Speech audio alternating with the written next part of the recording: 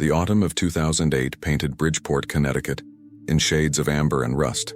The leaves fell in lazy spirals from the oak trees lining Washington Avenue, where Bridgeport Central High School stood like a tired sentinel overlooking the neighborhood.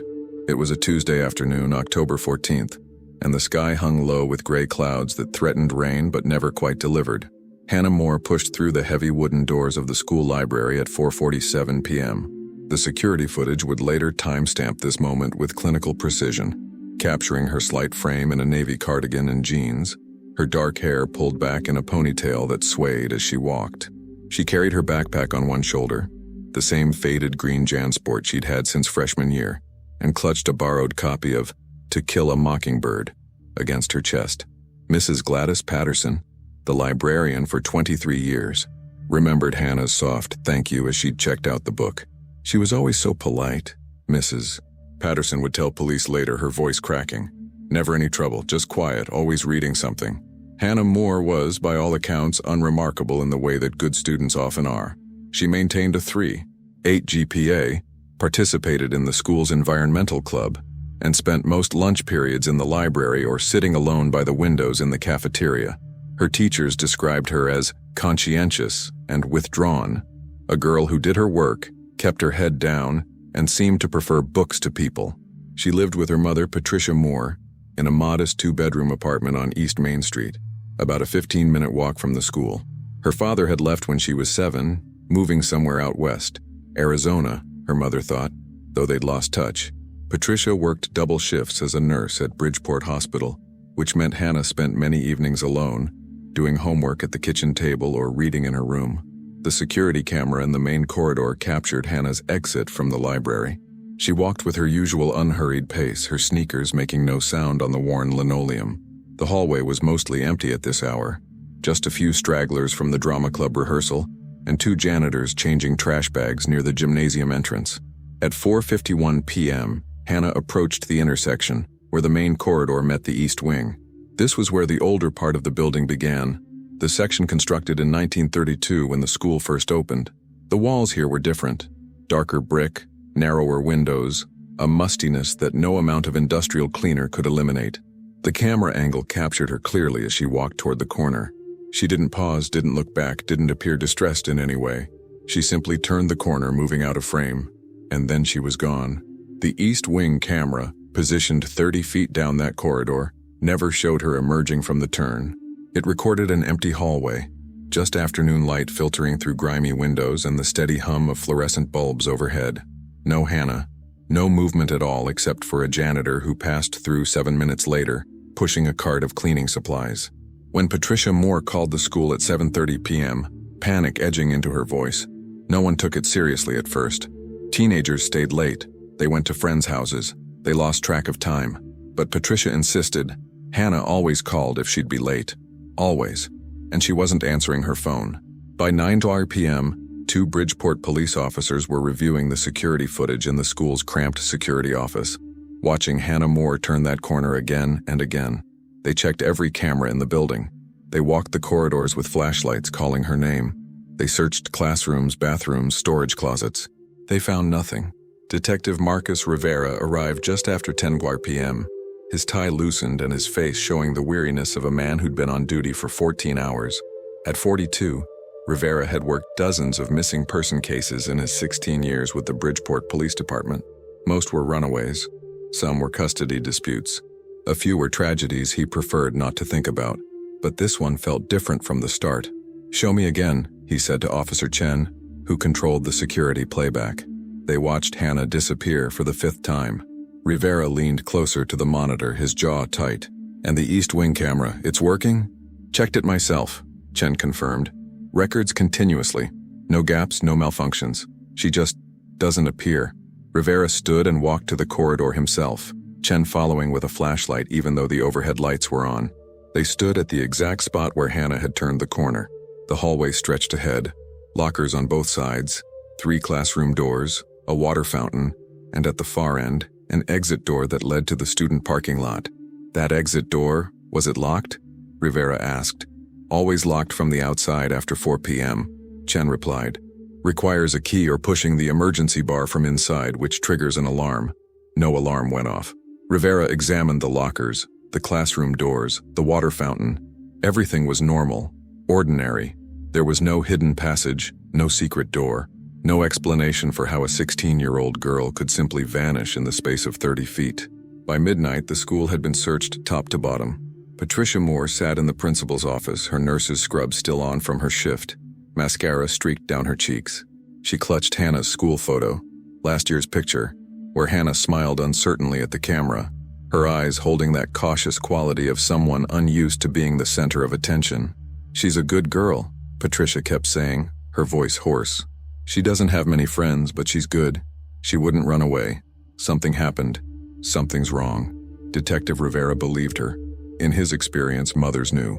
They felt it when something was truly wrong, when the absence wasn't just teenage rebellion or a cry for attention. Patricia Moore's fear was genuine, visceral. The next morning, October 15th, Hannah Moore's disappearance made the front page of the Connecticut Post. Her school photo stared out from newsstands and breakfast tables across Bridgeport. The headline read, "Local teen vanishes from school, police seeking information." Tips flooded in. Someone claimed to have seen Hannah at the Greyhound station. Another caller insisted she'd been spotted at a diner in New Haven. A psychic from Stamford called to say she'd had a vision of Hannah near water. Every lead was followed, every tip investigated. All of them went nowhere. The school remained open, but a pall settled over Bridgeport Central High.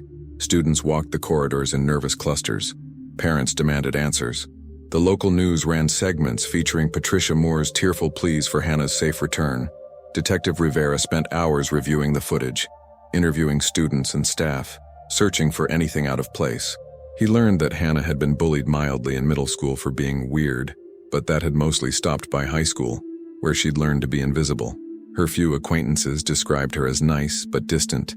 No one knew of any boyfriend, any conflict, any reason she might disappear. The east wing of the school drew particular scrutiny. It connected to the old administrative building, a 3-story brick structure that had been closed since 1995 due to asbestos concerns and budget constraints. The doors connecting it to the main building were sealed, locked, and hadn't been opened in years.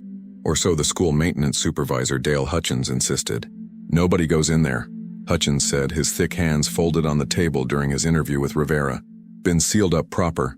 City's been saying they'll either renovate it or tear it down for over a decade. Nothing's happened." "But it's still connected to the school?" Rivera asked. "Technically, yeah, but those connecting doors are locked and bolted.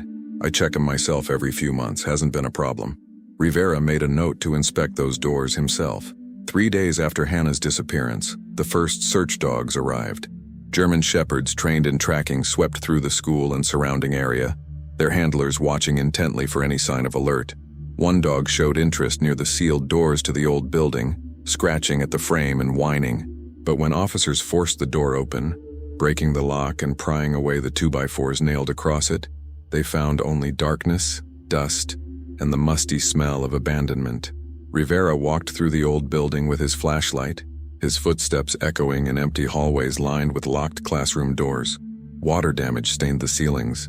Graffiti from decades past decorated some walls, but there was no sign of Hannah Moore, no sign that anyone had been there in years.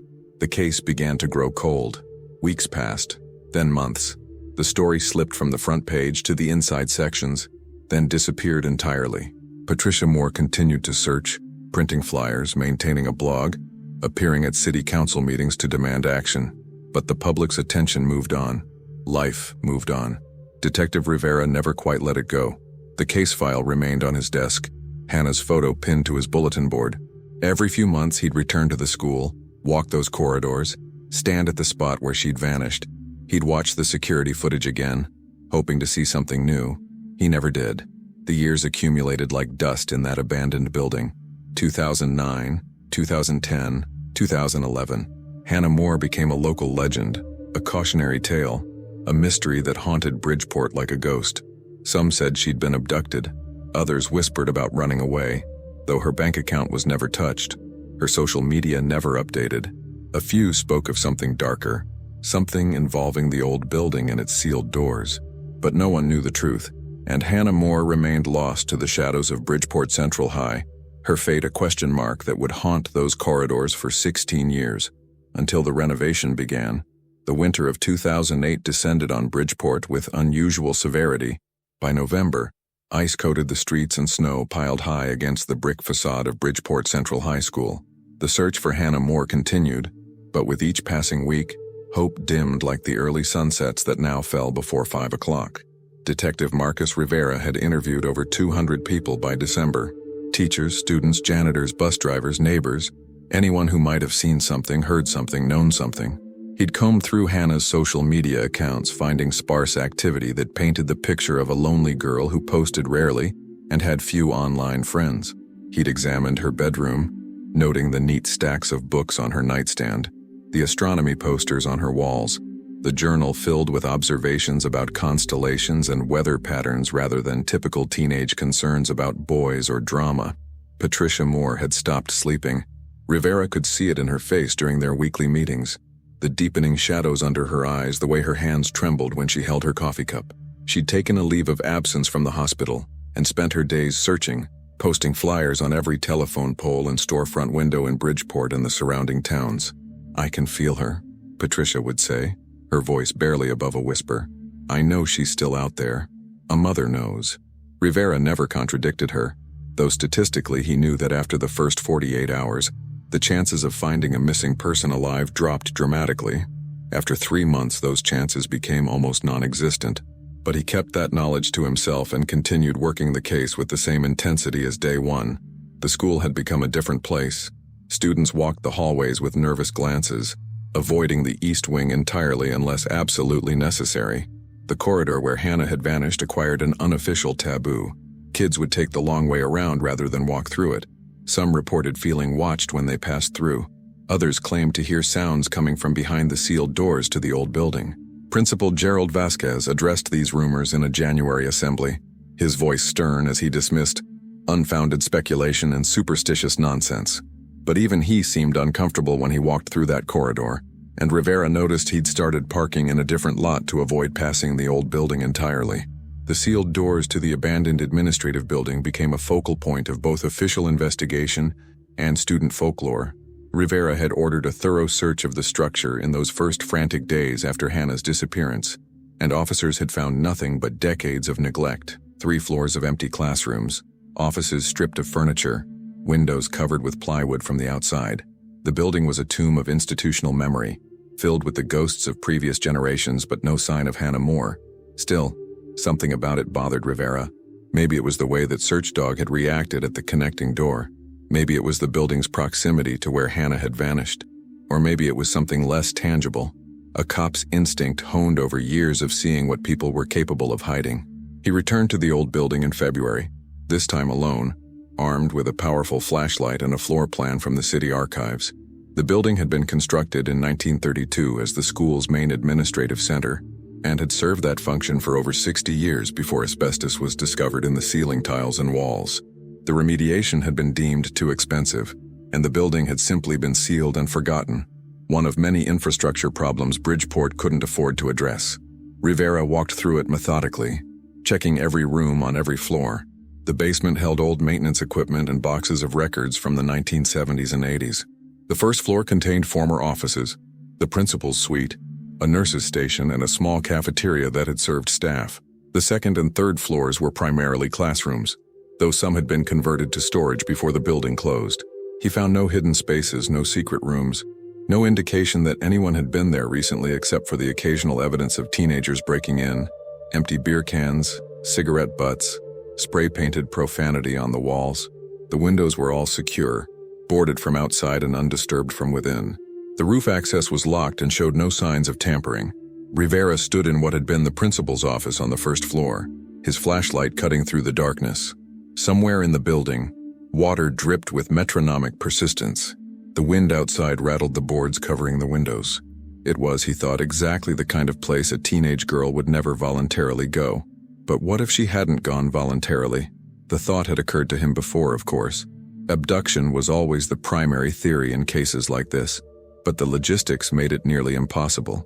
Hannah had vanished in a matter of seconds, in a school full of people, with no sign of struggle and no way in or out of that corridor except past security cameras. How could someone have taken her, unless someone had access to the old building? unless there was a way into it that bypassed the sealed doors, unless someone had been using it as a hiding place, watching and waiting. Rivera made notes to interview the maintenance staff again, to get a list of everyone who'd had keys to the old building before it closed, to check employment records going back decades. It was a long shot, but he was running out of other options. By spring 2009, the case had essentially stalled. The FBI had been consulted early on and had found nothing to add to the investigation. National media had briefly picked up the story. Hannah's face appeared on CNN and in USA Today, but without new developments, interest faded. The reward fund Patricia had established grew to $25,000 through community donations, but no credible tips came in to claim it. Rivera was reassigned to other cases, though he continued checking in on Hannah's file regularly. The school year ended, and summer began. New students would arrive in the fall, kids who hadn't known Hannah, who would walk past her missing person poster without a second glance. But the building remembered, or so people began to say. It started with Carl Mitchell, a janitor who worked the late shift. In August 2009, he reported to his supervisor that he'd heard noises coming from the old building while emptying trash in the adjacent hallway. Banging sounds, he said, like someone hitting pipes. His supervisor checked the connecting doors, still sealed, still locked, and dismissed it as the building settling or animals in the walls. 2 weeks later, Susan Chen, a geometry teacher preparing her classroom for the new school year, saw lights in the old building's windows. Impossible, she thought, since the electricity had been cut to that structure years ago. She reported it to Principal Vasquez, who walked the perimeter of the building himself and saw nothing unusual. The windows were boarded over. No light could shine through them. Mrs. Chen must have been mistaken, but then others reported similar experiences. A student arriving early for band practice saw a shadow moving past a third-floor window. A parent dropping off their child at dawn noticed what looked like flashlight beams sweeping through the building's interior. The night security guard, James Porter, claimed he'd heard footsteps above him when he stood near the connecting doors, even though no one could possibly be in there. Principal Vasquez called the police. Officers searched the old building again in September 2009 and found nothing out of place. No signs of entry, no evidence of squatters, no explanation for the reports. Vasquez issued a memo reminding staff that the building was securely sealed and that tricks of light and overactive imaginations were causing unnecessary alarm. Detective Rivera heard about these incidents and felt that familiar tug of intuition. He interviewed each person who'd reported something strange, taking detailed notes. Their stories were consistent, sounds and lights, where none should be possible. He walked the perimeter of the old building at different times of day and night, watching the windows, listening. On a cold October night, exactly 1 year after Hannah's disappearance, Rivera stood in the East Wing corridor at 4:51 p.m., the exact time she'd vanished. He positioned himself where the security camera had captured her last image and stared down the hallway, trying to see what she might have seen. The corridor was silent except for the hum of fluorescent lights. Most students had gone home. The building felt empty, hollow. Rivera walked slowly toward the sealed doors at the end of the wing, his footsteps echoing. He placed his hand against the metal door, feeling its coldness through his palm. On the other side was darkness, dust, abandonment. Or was it? "Where did you go, Hannah?" he whispered to the empty hallway. The door remained silent, keeping its secrets. The case file grew thicker but no closer to resolution. Rivera documented every strange report, every unusual occurrence near the old building. He created a timeline, mapping when people heard sounds or saw lights. There was no pattern he could discern, no regularity that might indicate scheduled activity. In 2010, the school board briefly considered demolishing the old building, but cost estimates killed the proposal. In 2012, they discussed renovation, but again, money was the obstacle. The building stood, slowly deteriorating, a constant reminder of the girl who'd vanished and the questions that remained unanswered. Patricia Moore never stopped searching. She aged rapidly in those years, her hair turning gray, her face becoming gaunt. She'd return to work eventually, needing the income, but every spare moment was devoted to finding Hannah. She maintained her blog, posted on every missing persons forum she could find, and kept Hannah's room exactly as she'd left it, a shrine to a daughter who might or might not still exist. Rivera would visit Patricia occasionally, sitting in her small kitchen and accepting coffee he didn't want. They'd talk about the case, about new theories, about hope that felt increasingly like delusion, but he never told her to give up. Who was he to take away whatever kept her going?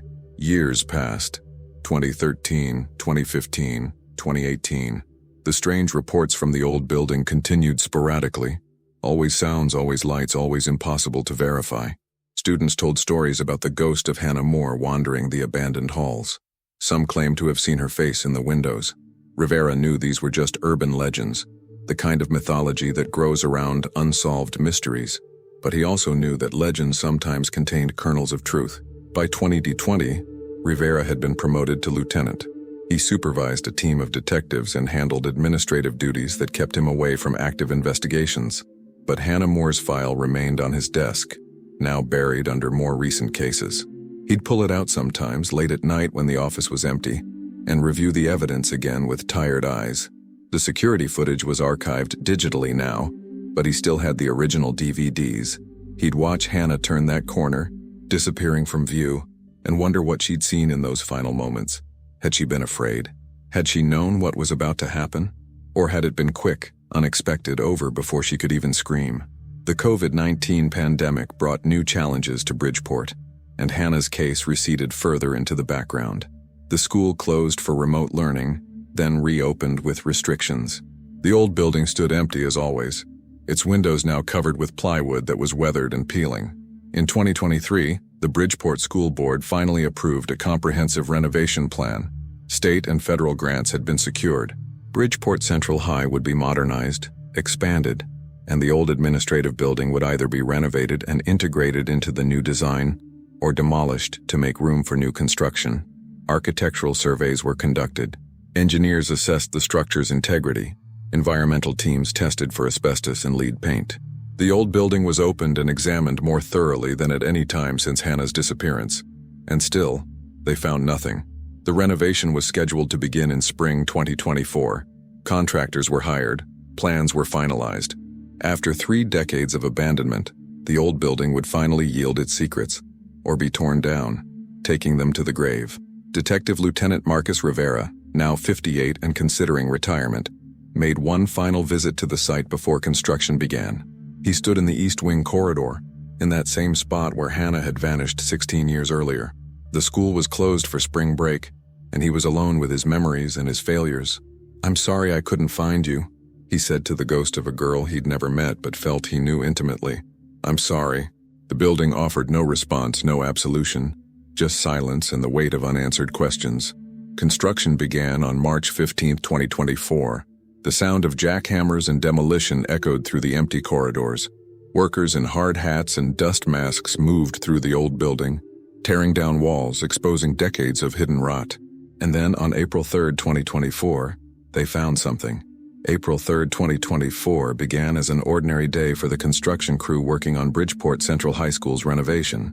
Miguel Torres, a 52-year-old foreman with 30 years of experience in commercial construction, arrived at the site at 6:30 a.m., his thermos of coffee still steaming in the cool morning air. The sky was overcast, threatening rain that would likely arrive by afternoon. The crew had been making steady progress gutting the old administrative building. Asbestos abatement had been completed the previous month, and now they were in the demolition phase, removing old drywall, pulling out ancient plumbing, exposing the building's skeleton so architects could assess what could be salvaged and what needed to be rebuilt from scratch. Torres gathered his crew of 8 men in the staging area, reviewing the day's objectives. They'd be working on the 3rd floor of the old building, the section that had once housed administrative offices and a small meeting room. The floor plan showed a straightforward layout: offices along the exterior walls, a central corridor, storage rooms in the interior where windows weren't necessary. Standard demo work, Torres told his crew in his gravelly voice, worn rough from years of shouting over machinery. "Watch for load-bearing walls, everything else comes down. Questions?" No one had questions. They'd done this hundreds of times before. By 9:15 a.m., Torres and 2 workers, Danny Kowalski and James Reed, were working in what the old blueprints designated as Administrative Storage Room 3C. The room was roughly 20 feet by 15 feet, windowless with walls that had once been painted institutional green, but were now stained with water damage and mildew. Kowalski swung his sledgehammer at the eastern wall, expecting it to break through the old plaster and lath construction, typical of buildings from that era. Instead, the impact produced a hollow, resonant sound that made all 3 men pause. "That's weird," Kowalski said, lowering his hammer. He was 28, relatively new to the crew, but experienced enough to know when something wasn't right. "Sounds like there's a gap behind here." Torres moved closer, pressing his ear against the wall and knocking with his knuckles. The sound was definitely hollow, more than just the usual cavity between studs. "Could be an old utility chase," he said, though his tone suggested uncertainty. "Or maybe they closed off a doorway when they renovated back in the day." Reed, the oldest member of the crew at 63, consulted the blueprints spread across a makeshift table. "Nothing on here shows any space behind that wall. According to this, it should back up to the exterior wall on the other side." Torres did some quick mental math. The storage room was on the building's northeast corner. If the exterior wall was where the blueprints indicated, there should be about 12 feet of solid construction between this room and the outside. No gap, no empty space. "Let's open it up," Torres decided. "Carefully. Could be structural." Kowalski resumed work with the sledgehammer, but more deliberately now, creating a hole large enough to see through. Plaster dust filled the air, catching in their throats and coating their safety glasses. After 10 minutes of work, Kowalski had created an opening about 2 feet wide. Torres pulled out his flashlight and peered through the hole. What he saw made his breath catch. "There's a room back here," he said quietly. "A whole room that's not on any of these blueprints." The three men exchanged glances. In all his years of construction, Torres had occasionally found sealed-off spaces, old closets, forgotten storage areas, even a bootlegger's hiding spot from Prohibition days in one building. But something about this felt different. The air coming through the hole smelled stale, trapped, wrong somehow. "How big?" Reed asked, moving closer to look. Torres shined his light through the opening, moving the beam methodically. "Maybe 10 by 12 feet. Looks like it runs the length of this room, but narrower, like someone built a false wall to hide it." "Why would anyone do that?" Kowalski asked. Torres didn't answer. He was already pulling more of the wall down, widening the opening enough for a person to fit through. The work went faster now that they knew what they were dealing with. Within 20 minutes, they'd created a gap large enough to enter. Torres went first, stepping carefully over broken plaster and wooden lath strips. His flashlight beam swept across the hidden space, and what he saw made his stomach turn cold. The room was a narrow corridor, running parallel to the storage room they'd been demolishing. The walls were bare studs and insulation, never finished with drywall. The floor was rough plywood, littered with debris. But it was what the debris consisted of that made Torres's hands shake as he held his flashlight. Clothes, women's and girls' clothes, folded in a pile against one wall. Blankets, dirty and thin. Empty water bottles, dozens of them. Food wrappers, protein bars, crackers, canned goods. A bucket in the corner that Torres didn't want to examine too closely. Books and notebooks scattered across the floor. A camping lantern, its battery long dead. And something else. Something that made Torres stumble backward toward the opening. A chain. A heavy chain bolted to one of the wall studs, its length coiled on the floor. At its end, a shackle. "Jesus Christ," Torres whispered. His voice shook. "Jesus Christ." "What is it?" Reed called from the other room. "Miguel, what do you see?" Torres couldn't speak for a moment. He swept his flashlight across the space again, taking in details his mind didn't want to process. The walls showed scratch marks in places, fingernail gouges in the wooden studs, names and dates carved into the wood with something sharp, days counted in groups of 5, tally marks stretching across multiple beams. And in the corner, almost hidden behind the pile of blankets, he saw her, a woman, or what remained of one, skeletal thin, her skin pale as paper, her hair long and matted. She was curled in the fetal position, wearing layers of dirty clothes. Torres's first thought was that she was dead, that they'd stumbled upon some horrible crime scene from years past. Then she moved. It was barely perceptible, just a slight shift, a tremor that might have been breathing or might have been Torres's imagination born from shock. But he saw it, and his paralysis broke. "Call 911, he shouted, his voice cracking with urgency. "Call 911 right now, there's someone in here, she's alive." The next hour became a blur of organized chaos. Paramedics arrived within 8 minutes, followed quickly by police, then more police, then detectives. The construction site transformed into a crime scene, yellow tape cordoning off the entire 3rd floor of the old building.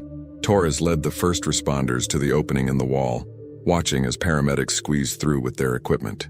He heard their urgent voices as they assessed the woman. Severe malnutrition, Dehydration, possible hypothermia. We need to move her now. They carried her out on a stretcher, an IV already running into her arm, an oxygen mask covering her face. Torres caught only a glimpse as they rushed past, skin stretched tight over bones, eyes that didn't seem to focus on anything, hands that clutched the blanket they'd wrapped around her with surprising strength. Detective Sarah Chen arrived at 10:47 a.m. At 36, she was one of Bridgeport's most experienced investigators, having worked everything from fraud to homicide in her 12 years with the department, but nothing in her career had prepared her for what she saw when she climbed through that false wall. She stood in the narrow hidden room, her flashlight joining those of the crime scene technicians already documenting everything. The space told a story that made her heart ache and her anger build. This hadn't been random. This had been planned, constructed, maintained. Someone had built this prison and kept a person here for how long? Chen picked up one of the notebooks scattered on the floor, careful to use gloved hands. The pages were filled with handwriting, cramped, desperate, sometimes illegible, diary entries, observations, prayers. She read one passage at random. Day 342, I think. Still Tuesday, I think. Hard to remember. He came today with food. Didn't speak. Never speaks. Just slides the tray through the gap and locks it again. I tried to talk to him, to beg. He just stares with those empty eyes. I don't think he sees me as human anymore. Not sure I am anymore. Chen felt bile rise in her throat. She set the notebook down and continued examining the room. In the corner, she found what looked like a homemade calendar scratched into the wood. Dates marked off going back years. The dates started at October 15, 2008. Her mind did the calculation automatically. 16 years. Almost 16 years in this space, barely larger than a walk-in closet. Detective Chen? One of the technicians held up an ID card sealed in an evidence bag. Found this in the pile of clothes. Chen took the bag and held it up to her flashlight. It was a student ID from Bridgeport Central High School. The photo showed a young girl with dark hair and cautious eyes wearing a navy cardigan. The name on the card read, Hannah Moore. Chen's legs went weak. She'd been 15 when Hannah Moore disappeared, a student at a different school across town. But she remembered the case, remembered the news coverage, remembered the posters that had stayed up for years on telephone poles and store windows. Everyone in Bridgeport knew Hannah Moore's name. "Get Lieutenant Rivera on the phone," Chen said to one of the officers securing the scene. "Right now. Tell him we found Hannah Moore. Tell him she's alive." Marcus Rivera was in a budget meeting when his phone vibrated. He ignored it, department policy during meetings with the brass. It vibrated again, and again. When it started actually ringing, he glanced at the screen and saw Chen's name. "I need to take this," he said to the room, not waiting for permission as he stepped into the hallway. "Rivera, Lieutenant, it's Chen. You need to get to Bridgeport Central High right now. The old building, 3rd floor, it's Hannah Moore, we found her." Rivera felt the world tilt. "What? Hannah Moore? She was hidden in a false wall. Construction crew found her about an hour ago. Sir, she's alive. Barely, but alive. They just transported her to Bridgeport Hospital." Rivera was already moving, jogging toward the elevator. "Secure that scene. Nobody in or out except essential personnel. I want every inch of that space documented. And Chen, find out who had access to that building. Maintenance staff, anyone with keys, anyone who worked there before it closed. I want names. Already on it, sir." Rivera made it to his car in under 2 minutes, his hands shaking as he started the engine. 16 years. Hannah Moore had been missing for 16 years, and all that time she'd been right there, hidden in the walls of the school where she'd disappeared. The school he'd searched personally, the building he'd walked through dozens of times. She'd been there all along. The drive to the hospital took 12 minutes, Rivera's emergency lights clearing traffic. He found the ER in controlled chaos, doctors and nurses moving with urgent efficiency.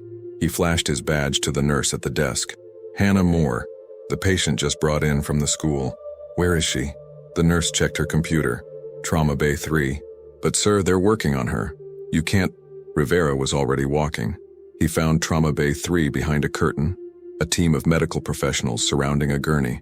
He stayed back, watching through the gap in the curtain as they worked. He could barely see Hannah through the crowd, just glimpses.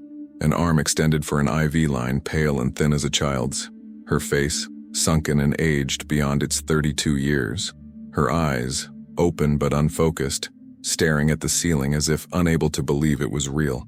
A doctor noticed him and stepped out from behind the curtain, pulling off his gloves. His name tag read, Dr. Patel. "Are you family?" Dr. Patel asked.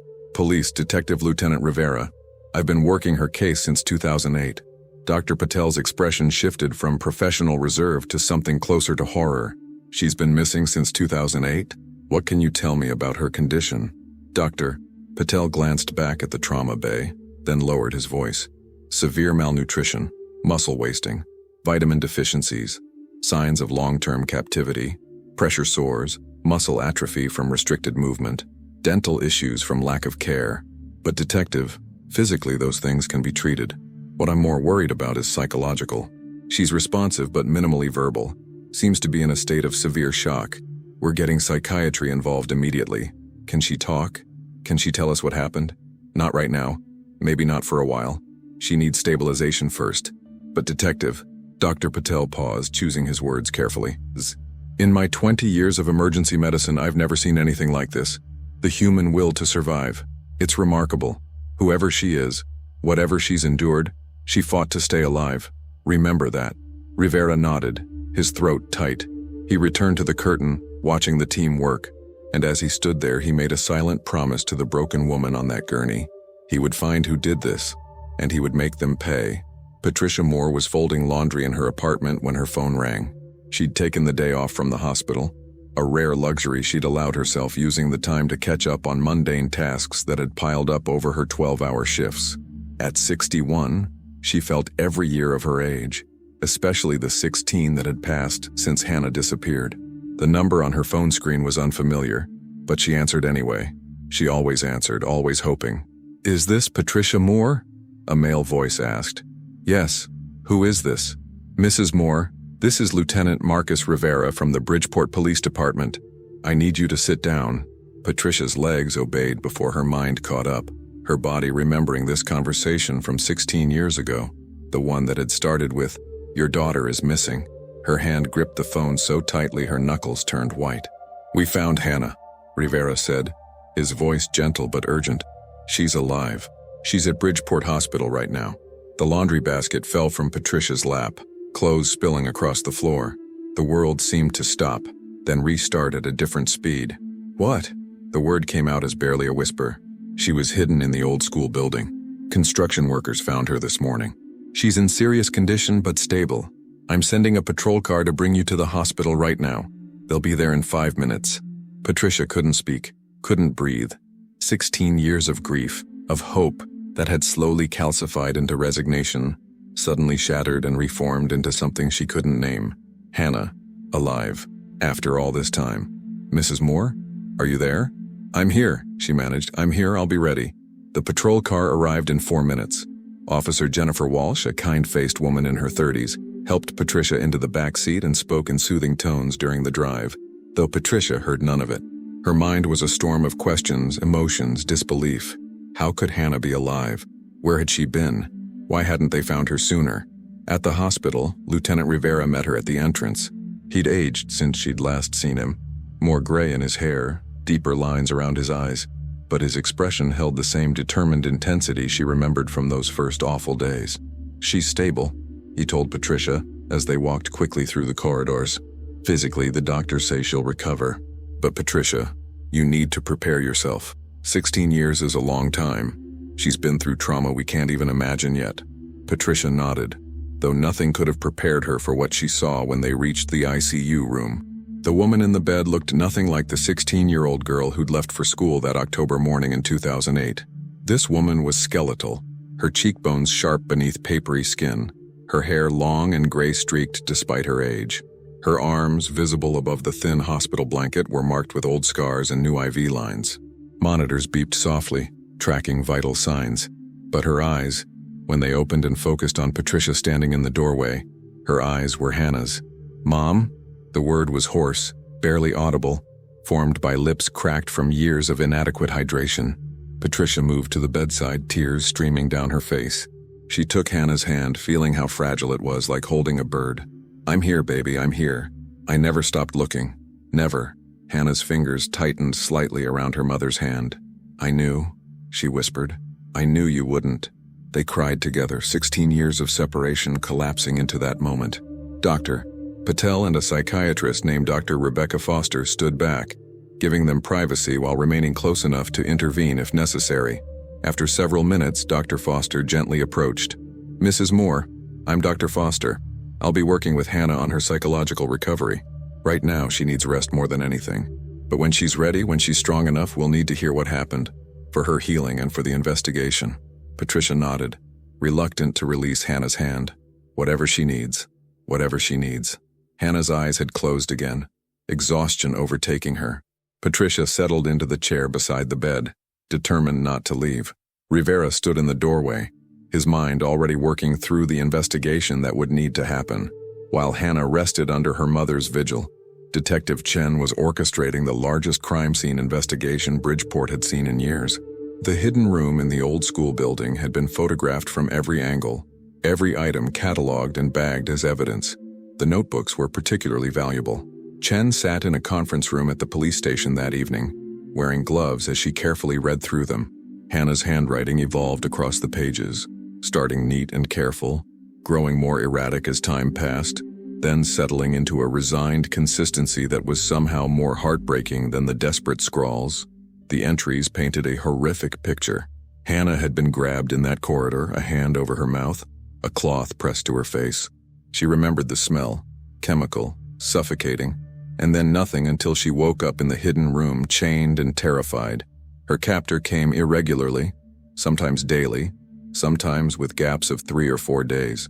He never spoke to her, never responded to her pleas or questions. He would slide food and water through a small gap in the false wall, wait while she ate, then leave. The meals were minimal, enough to survive, not enough to thrive. She'd tried to escape in the early days.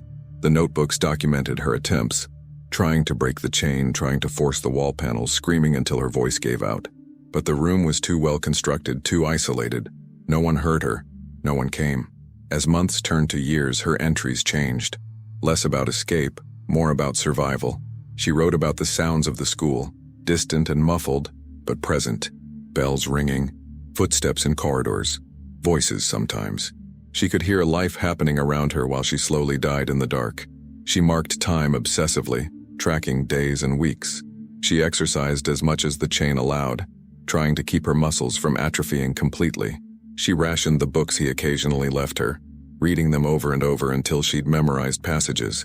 And she wrote about him, the man who visited. She never saw his face clearly.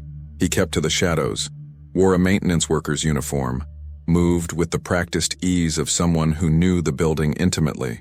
She'd caught glimpses, graying hair, weathered hands, a limp that favored his left leg, eyes that looked through her rather than at her, as if she were an object rather than a person. "He's sick," she'd written on what she estimated was day 1247, not in a way that makes him violent or cruel, in a way that makes him empty, like something essential is missing from him and he's trying to fill it by keeping me here. But I don't think I fill it. I don't think anything could. Chen set down the notebook, her jaw tight with anger. They had enough details now to build a profile. A man with maintenance access to the school. Someone who'd worked there before 2008, possibly before the old building closed in 1995. Someone who knew the structure intimately enough to build a hidden room without detection. She pulled up the personnel records that the school district had provided. There were 18 people who'd worked maintenance or custodial roles at Bridgeport Central High between 1990 and 2008. Chen began the process of tracking each one down. 2 had died. 3 had moved out of state and had documented employment elsewhere in 2008. 4 had retired before the old building closed and had no access afterward. That left 9 possibilities. One name jumped out at Chen as she reviewed the files. Walter Brennan, age 72. Employed as head custodian from 1985 to 2010. Retired on disability after a workplace injury. Current address still in Bridgeport, less than a mile from the school. Chen pulled Brennan's employment file. Multiple commendations for his work. A spotless record. Known for being quiet, solitary, dedicated. According to his supervisor's notes, Brennan had volunteered to maintain the old building even after it closed, checking it periodically to make sure kids weren't breaking in. He'd had complete access. He'd had knowledge of the building's layout. He'd had opportunity. Chen grabbed her jacket, Get me 2 units to meet me at this address, she told the officer at the desk, writing down Brennan's location. And call Lieutenant Rivera. Tell him I think I know who took Hannah Moore. Walter Brennan lived alone in a small house on Maplewood Street, a quiet neighborhood of working-class homes with chain-link fences and cars parked in driveways. His house was tidy but plain, white siding that needed painting, a small lawn kept mowed, curtains drawn across the windows. Chen arrived with 4 officers, their presence drawing curious looks from neighbors. She knocked on the door firmly. "Mr. Brennan? Bridgeport Police. We need to speak with you." No answer. She knocked again, louder. "Mr. Brennan, we know you're home. Your car is in the driveway. Please open the door." Still nothing. Chen nodded to one of the officers who radioed for authorization to force entry. Within minutes, they had approval. Exigent circumstances. Potential suspect in a kidnapping case. 2 officers used a battering ram. The door splintered open on the second hit. Chen entered first, weapon drawn, calling out as they cleared each room. The house was neat to the point of obsessive. Every surface clean, every item in its place. Minimal furniture. No photographs, no personal touches. It felt less like a home and more like a storage unit where someone happened to sleep. They found him in the bedroom closet. Walter Brennan sat on the floor, his back against the wall, a bottle of pills empty beside him. His face was pale, his breathing shallow and labored. Foam flecked his lips. "Get paramedics!" Chen shouted, holstering her weapon and dropping to her knees beside him. "Mr. Brennan, can you hear me, Walter?" His eyes opened, unfocused and glassy. He looked at Chen with an expression that might have been relief.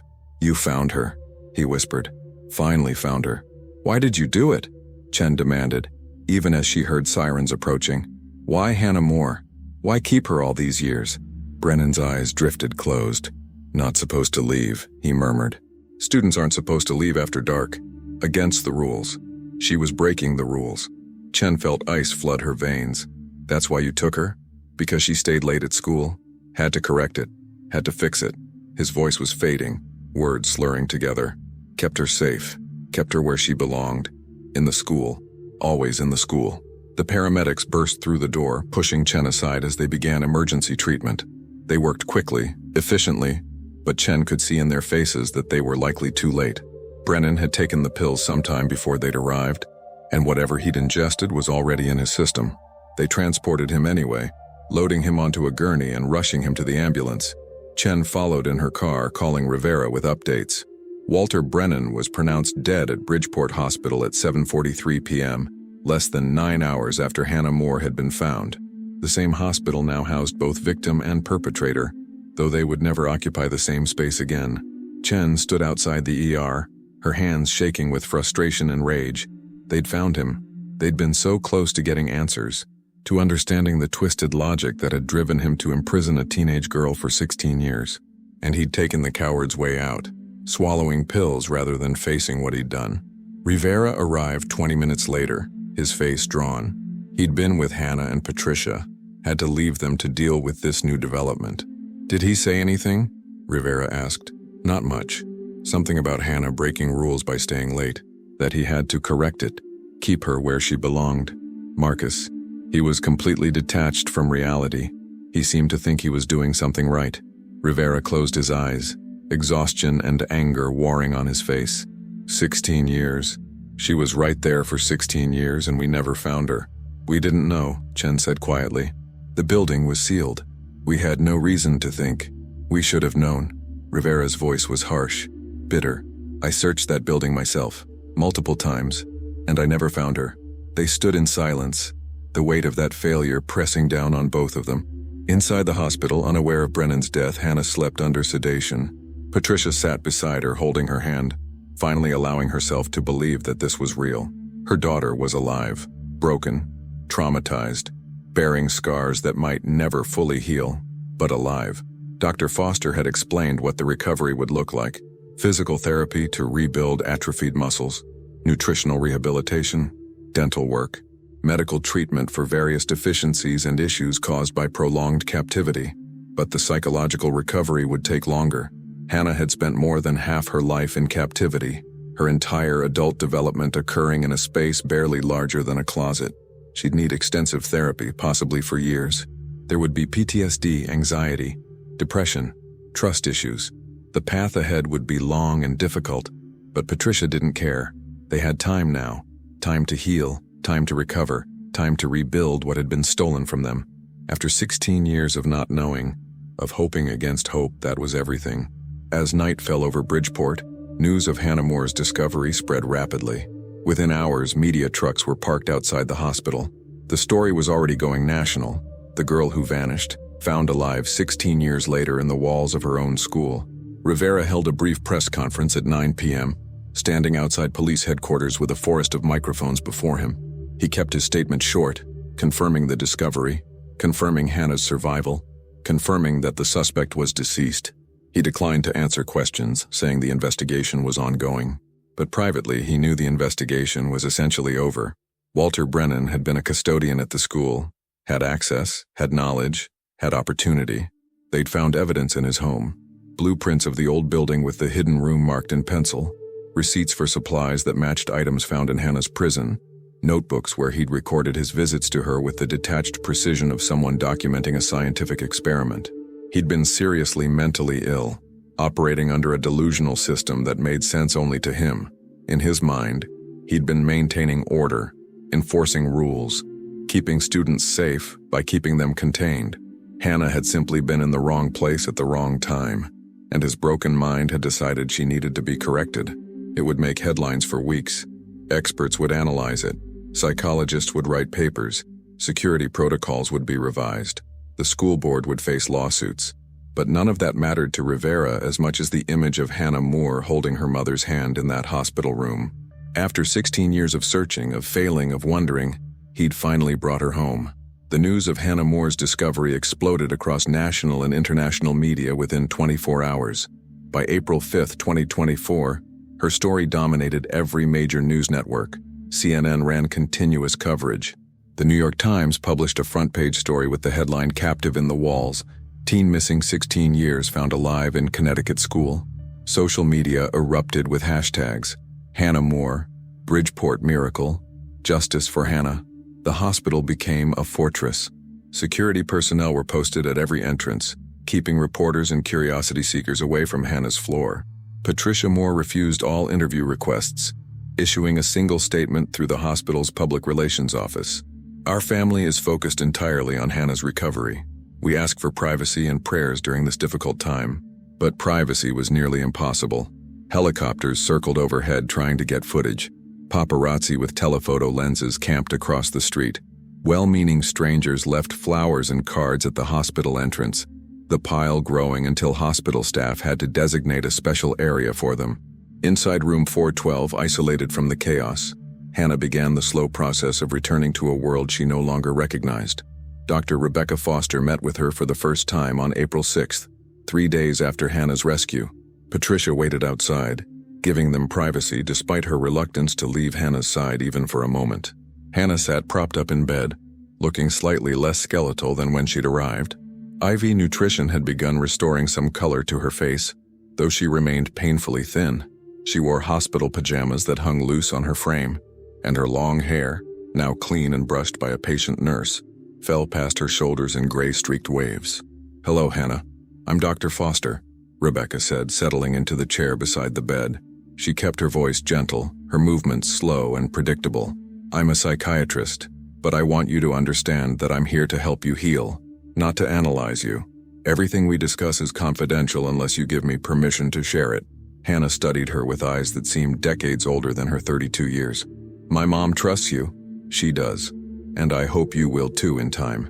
But trust has to be earned, especially after what you've experienced." "I understand that." Hannah's fingers plucked at the blanket. "Everyone wants to know what happened. The police, the doctors, even the nurses who try not to ask, but I can see it in their eyes. They want to know how I survived. Do you want to talk about it?" "I don't know." Hannah's voice was quiet, still raspy from years of limited use. "Part of me wants to tell someone, anyone, just to prove it was real, that I'm real. But part of me thinks if I say it out loud, if I give it words, I won't be able to take them back. They'll be out there forever." "That's a very understandable feeling," Dr. Foster said. "And you should know that you don't have to tell anyone anything until you're ready. Not me, not the police, not even your mother.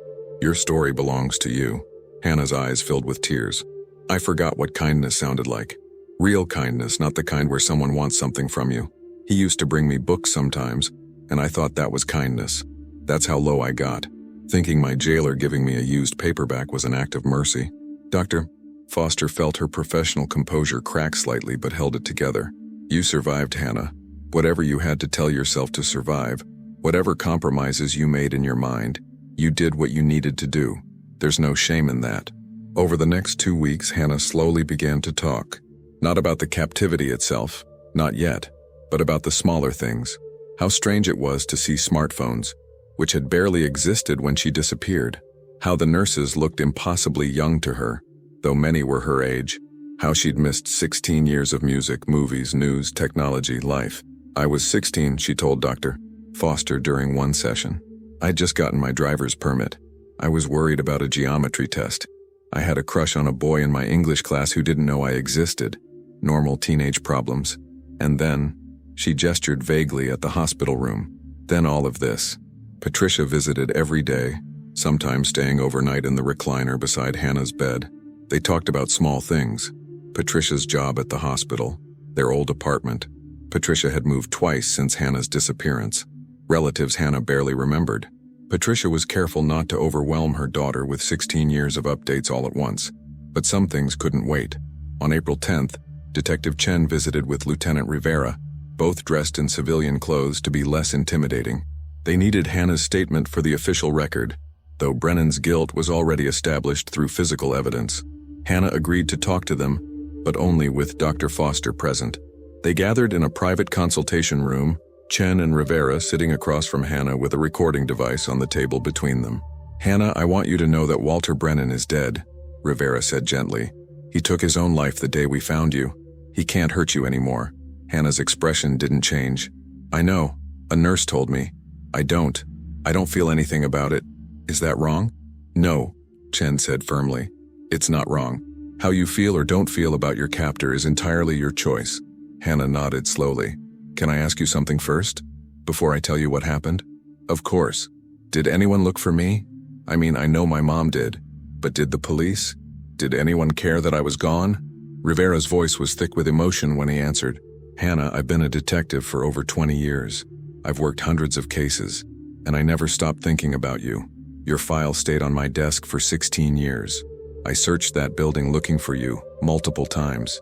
I failed you, and I will carry that for the rest of my life. Hannah stared at him, processing this. You couldn't have known. He was very careful. The room was hidden behind a false wall in a sealed building. Even if you'd been in the room next door, you wouldn't have heard me. The insulation was too thick. She paused. He told me once, early on when I still tried to scream, he said I could scream all I wanted. No one would hear. No one would come. And he was right. She took a shaky breath and began to tell her story. It had happened so quickly. She'd turned the corner in the East Wing corridor, heading toward the exit. She remembered thinking about her homework, about the book she'd just checked out. Then there was a hand over her mouth, rough, smelling of industrial soap and old cigarettes. A cloth pressed to her face, sharp chemical smell burning her nose and throat. She'd tried to fight, but her 16-year-old body was no match for a grown man's strength. She woke up in the hidden room chained to the wall. The chain was long enough to let her move around the small space but not reach the false wall panels. She'd screamed until her voice gave out. She'd pulled at the chain until her ankle bled. She'd tried everything she could think of to escape, but nothing worked. Brennan came regularly, always wearing his maintenance uniform, always silent. He'd slide food and water through a small gap in the wall, a slot he'd built specifically for that purpose. He never entered the room fully, never spoke to her, never acknowledged her as a person. He would just watch her through the gap with those empty eyes, wait until she'd eaten, then leave. In the beginning, I tried to talk to him, Hannah said, her voice distant as she relived the memories. I begged. I cried. I told him my mom would be worried. I promised I wouldn't tell anyone if he let me go. I tried reasoning with him, then screaming at him, then pleading. Nothing worked. He never responded, never changed expression. It was like talking to a statue. After the first year, Hannah had begun to understand that she might die there. That realization had nearly broken her. She'd stopped eating for a while, hoping to end it on her own terms. But Brennan had simply left extra food and waited. Eventually, hunger overcame despair and she'd eaten. I survived because I created routines, Hannah explained. I exercised every day as much as I could with the chain. I read the books he gave me over and over. I kept a calendar, marked off days. I wrote in the notebooks. I imagined conversations with my mom, with teachers, with people I'd known. I couldn't let my mind atrophy along with my body. She paused, struggling with the next part. Sometimes I wondered if I'd imagined my old life, if maybe I'd always been in that room and the memories of school and my mom and freedom were just fantasies I'd created. That's when I knew I was in real danger, when I started losing grip on what was real. The interviews continued over several days, Hannah providing details as she could tolerate them. She described how Brennan's visits became less frequent over the years, sometimes with gaps of a week or more, how she'd learned to ration the food he left, never knowing when the next supply would come, how she'd gotten sick multiple times with no medical care, burning with fever in the dark, certain she would die. She also described the sounds she'd heard from the school, bells, voices, footsteps. I knew people were right there, just beyond the walls, living their lives, going to classes, complaining about homework. And I was there too, existing in the same space but invisible, like a ghost in my own life. The investigation into Walter Brennan's background revealed a deeply troubled individual. His personnel file showed a solitary man who'd worked at Bridgeport Central High for 25 years, known for being reliable but odd. He'd never married, had no close friends, lived alone. Psychiatric records, obtained through court order after his death, painted a picture of severe mental illness that had gone largely untreated. Brennan had been diagnosed with schizotypal personality disorder in his 30s, but had refused ongoing treatment. His medical notes described delusional thinking, social isolation, and an obsessive fixation on rules and order. Interviews with former co-workers revealed more troubling details.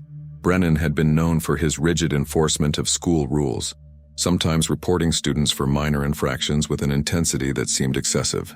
He'd been particularly fixated on students staying after school hours, viewing it as a violation that needed to be prevented.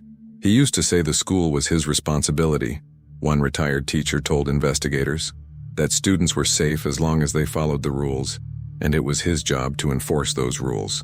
We just thought he was dedicated, maybe a little eccentric. We never imagined. The teacher couldn't finish the sentence. As Hannah's physical recovery progressed, she began short supervised walks around the hospital floor. At first, the open space terrified her. After 16 years in a room barely larger than a closet, the hospital corridors felt impossibly vast. She'd have panic attacks, her breathing rapid and shallow, needing to retreat to her room where the walls were closer and more manageable. Dr. Foster worked with her on these anxiety responses, teaching grounding techniques and coping strategies. Your brain adapted to captivity, she explained to Hannah during one session. It learned that small enclosed spaces were safe and open spaces were dangerous. Now we have to help it relearn. It will take time. Hannah also had to relearn social interaction. After years of silence broken only by one-sided conversations with an unresponsive captor, the simple act of talking to people felt overwhelming. Nurses would make casual conversation about the weather, about TV shows, about nothing important, and Hannah would freeze, unsure how to respond to normalcy. Patricia helped with this, gently including Hannah in everyday conversations. They'd talk about what to have for dinner, once Hannah could tolerate solid food, about whether the hospital TV should be on or off, about what season it was outside the window, rebuilding the basic vocabulary of human connection. On April 20th, Hannah took her first steps outside the hospital. It was just a short walk to a small courtyard garden, accompanied by Patricia, Dr. Foster, and 2 security guards to keep media away. But for Hannah, it was monumental. She stood in the courtyard, face tilted toward the sun, feeling warmth and fresh air for the first time in 16 years. Tears streamed down her face as she simply stood there, experiencing something the rest of the world took for granted, the ability to be outside, to feel sun and wind, to see sky. "It's so big," she whispered to her mother. "I forgot how big the sky was." Patricia held her daughter's hand, crying too. "You're free now, baby. You're free." But freedom, Hannah was learning, was more complicated than simply being rescued. The world had moved on without her. Technology had advanced. Social norms had shifted. Even language had evolved. Slang terms and cultural references that meant nothing to her. She was a 32-year-old woman with the life experience of a 16-year-old girl, trying to navigate a world she no longer understood. The media attention remained intense. Reporters dug into every aspect of the case, interviewed everyone remotely connected to Hannah or Brennan, ran endless speculation about her recovery and future. Book deals were offered. Movie producers called. Everyone wanted a piece of Hannah Moore's story. Patricia shielded her daughter from most of it, with help from hospital administration and police. But some things got through. One day, a nurse accidentally left a newspaper in Hannah's room. The headline read, "Captive Woman Faces Long Road to Recovery. Experts say years of isolation may have caused permanent damage." Hannah read the article, which quoted psychologists and trauma specialists discussing her case in clinical terms. They talked about her as if she were a specimen, a case study, an interesting psychological puzzle rather than a person. The article speculated about her ability to ever live normally, to form relationships, to integrate into society. When Dr. Foster arrived for their session that afternoon, Hannah showed her the article. "Is that what I am now?" she asked. "Just a damaged person? A cautionary tale?" "No," Dr. Foster said firmly. "You're a survivor. You're someone who endured something unimaginable and came out the other side alive. Yes, you have trauma to work through. Yes, the road ahead is difficult, but you are not defined by what happened to you. You get to decide who you are and who you'll become." Hannah wanted to believe that, but as she sat in her hospital room, surrounded by cards from strangers and protected by security guards, she wondered if she'd ever really be free. The cage was gone, but Hannah now faced a new kind of prison. Fame, attention, and the weight of everyone's expectations. Late one night, she stood by her hospital window, staring at the lights of Bridgeport. Life had gone on without her. 16 years gone, and now she wasn't sure she belonged in this world anymore. Her reflection looked foreign, older than her age. But she was alive. For now, that would be enough. By May 2024, Hannah had spent 5 weeks in Bridgeport Hospital. Her body had healed, 15 pounds gained, strength restored, but her mind was still recovering. At dawn, escorted quietly by police, she left the hospital with her mother and Dr. Foster, heading to a small private apartment in Stratford, away from the media frenzy. The new home was simple and quiet. "It's nice," Hannah said softly. "Small. I like small." Dr. Foster reassured her that it was normal to seek manageable spaces. Still, ordinary things overwhelmed her. The hum of the fridge, footsteps from upstairs, even TV sounds. "I feel like an alien," she admitted. Patricia smiled sadly. "You kind of are. From 2008, visiting 2024. That night, Hannah couldn't sleep in her bedroom. The openness terrified her. She made a nest in the closet, wrapped in blankets, her body's instinct for safety. Dr. Foster explained the next day. Her brain learned that small spaces meant survival. It'll take time to unlearn that. The outside world didn't make healing easier. Reporters tracked her to Stratford, forcing police to intervene. Even after they left, a lone photographer lingered. Letters poured in, hundreds from strangers, survivors, students, even an elderly man writing, "You survived." That takes courage most of us will never need. Some letters comforted her. Others reminded her of how exposed she was. 3 weeks later, Hannah decided to go grocery shopping, her first step toward normalcy. The bright lights and noise were overwhelming, and she broke down in the cereal aisle. "I thought I was ready," she gasped. "You were," Patricia said. "You tried. That's progress." And it was. Each week she lasted longer. Slowly, she learned how to exist among people again. Meanwhile, investigations into her captivity revealed a chain of bureaucratic neglect. The abandoned school where she'd been held had been ignored for years. Maintenance keys never changed, inspections never done. It was a perfect storm of systemic failure, and Hannah had been its victim. Lieutenant Marcus Rivera, the detective who had searched for her for 16 years, testified at every hearing. He'd decided to retire after the case, his last. In mid-May, he asked to visit Hannah. Nervous but willing, she agreed. When he arrived, sitting across from her in the small living room, the weight of all those years hung between them. An unfinished conversation about guilt, survival, and the long road back to life. "I never stopped looking for you," Rivera said. Hannah studied him, the man who had aged searching for her. "My mom told me," she said softly, "that you kept my case open when others wanted to close it. For whatever good it did," he muttered. "You found me eventually," she replied. "That means something." They spoke for an hour, Rivera recounting the investigation, Brennan's delusions and how random it all was. "You were just unlucky," he said. 16 years of captivity for staying late at the library. The randomness hurt more than any reason ever could. Before leaving, Rivera handed her a folder of missing person posters her mother had made over the years. Hundreds of them. "She never gave up," he said. Alone, Hannah looked at her 16-year-old face staring from the posters and finally wept. Tears of gratitude, not fear. By June, she was building a fragile new normal, shopping without panic, talking to neighbors, learning to live outside the walls. Dr. Foster reminded her, "Recovery isn't linear. You'll have good and bad days." Hannah knew that truth. Some days she felt free, others still trapped in memory. When people asked, "What now?" she had no answer. "I don't know how to be an adult," she confessed. "Everyone my age has lives. I'm 32 with 16-year-old experience." "Then you get to start fresh," Dr. Foster told her. That thought gave Hannah purpose. She began studying for her GED, learning modern tech and journaling about recovery, not survival. One June afternoon, Patricia suggested they visit their old apartment. They sat in the car, staring at the second-floor window that had once been Hannah's. "I used to imagine you looking at the same stars," Patricia whispered. "I did," Hannah said. "It kept me human." Then came the harder stop, her old school. The new building gleamed where her prison had stood. "How do you feel?" Patricia asked. "Like I'm looking at a gravestone," Hannah said. "Not mine, his. That place is gone. I outlasted it." As they drove away, Hannah watched the building shrink in the mirror, then looked ahead. 16 years had passed. Now it was her turn to move forward. Hannah Moore had survived the impossible. The road ahead would be uneven, full of setbacks. But for the first time, she felt real hope. Not the desperate kind that begs for rescue, but the kind that dreams of living. The girl who vanished had come home, and this time she was here to stay.